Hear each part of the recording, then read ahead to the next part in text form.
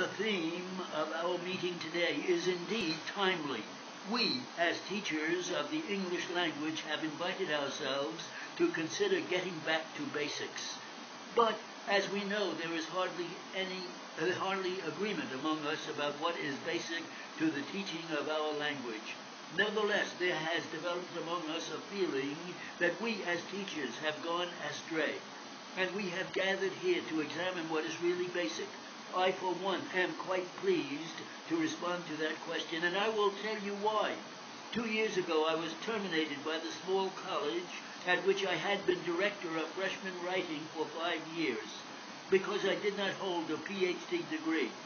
That gave me the chance to return to the real world. I now have the title of senior planner for my employer, but I continue to teach basic English one evening a week to bank employees.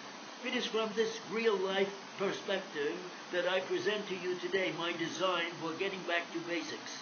I think it is right on this occasion to reconsider some famous American persons and words to rediscover what basic reminders they have for us.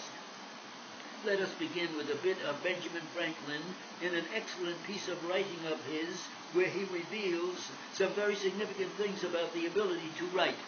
He tells us, first of all, how his own ability to write was in large part responsible for his advancement in the world.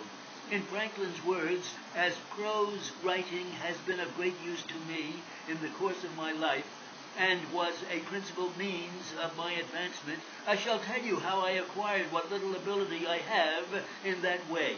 He also says, with simple significance, I sat down to put my arguments in writing, and this was to teach me method in the arrangement of thoughts. Further on, he shares with us an event in his life that again emphasizes the benefit he gained from being able to write. Our debates possessed me so fully on the subject that I wrote and printed a pamphlet on it entitled The Nature and Necessity of a Paper Currency. It was well received by the common people in general, but the rich men disliked it, for it increased the clamor for more money, and they happening to have no writers among them that were able to answer it, their opposition slackened, and the point was carried by a majority in the House. My friends there, who conceived that I had been of some service, thought fit to reward me by employing me in printing the money, a very profitable job and a great help to me. This was another advantage gained by being able to write. Franklin also tells us that he attended a grammar school. He went there at the age of 8, attended for a year or so, and then transferred to a school for writing and arithmetic. Today, Benjamin Franklin could not attend a grammar school because they don't exist anymore. Try to discover a school by that title operating today. You will have a difficult time of it. Or ask any 3 people where grammar school fits into the grade structure 1 through 12, and you will get 3 different answers.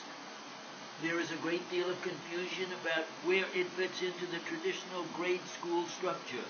But don't blame the average citizen for this confusion. Even the dictionaries do not agree. They sometimes equate grammar school with elementary school, and often the elementary schools can't agree on what is elemental. Just try it sometimes. If you would like to see for yourself the total confusion that attends this subject, consult any 3 people or any 3 dictionaries on the matter. Webster's comes as close to the mark as any, I think. It defines grammar school as the grade between the primary grades and high school. I went to such a school. It was an aspect of school at that time that occurred during grades 5, 6, 7, and 8. It also occurred during the 1950s and does not occur now. After grade 8, high school followed. The procedure was that structural, that basic. It worked rather well. For me, it is sad to note the passing of that era. We were taught in those days by teachers who knew their grammar. They also knew from common sense that some difficulty in life is certain and that learning requires effort. They stressed rules and regulations and drill as an orderly means to the end of knowing the basics, and I thank them today. Today, grammar school has gone away, fallen through the cracks in American education, made by the incursions of middle schools and junior high schools. So too has schooling in concepts of grammar slipped away. In 1776, Thomas Paine wrote his pamphlet Common Sense. In clear and concise language, he argued that the time for independence had come, and so engaged the American mind to that reasonable cause. But in recent years, far from common sense, we have been hearing utter nonsense from some educators about the right of students to their own language. Such nonsense is the prescription not for a return to the basics, but for a journey into chaos and confusion, a modern Tower of Babel,